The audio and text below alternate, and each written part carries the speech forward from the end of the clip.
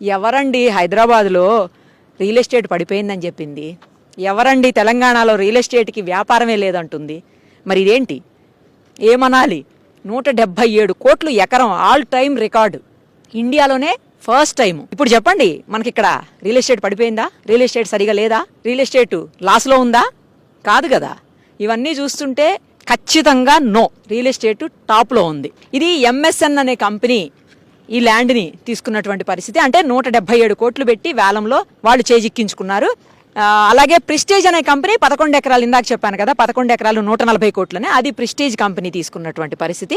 So మొత్తానికి Hyderabad real estate అంటే మొత్తం దేశమంతా కూడా ఒక్కసారి ఇలా తిరిగి చూసేటువంటి పరిస్థితి ఇప్పుడు ఈ దెబ్బతో వచ్చేసిందని చెప్పాలి. దీనికి రకరకాల రీజన్స్ ఉన్నాయి.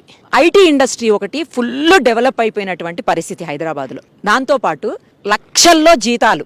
అది ఇంకొకటి మోస్ట్ ఇంపార్టెంట్ థింగ్ ఏంటంటే, ఎందుకు హైదరాబాద్కి భూములకి ఇంతటి రెక్కలు అంటే, దాంట్లో నేను ఇందాక చెప్పినటువంటి 2 రీజన్స్తో పాటు మరో రీజన్ ఏంటంటే, ఇక్కడ నివాసానికి అనుకూలమైనటువంటి స్థలం. ఇది చాలా అనుకూలమైనటువంటి ప్లేస్. మిగతా మెట్రోపాలిటన్ సిటీస్తో కంపేర్ చేసినప్పుడు హైదరాబాదు హైట్లో ఉంటుంది.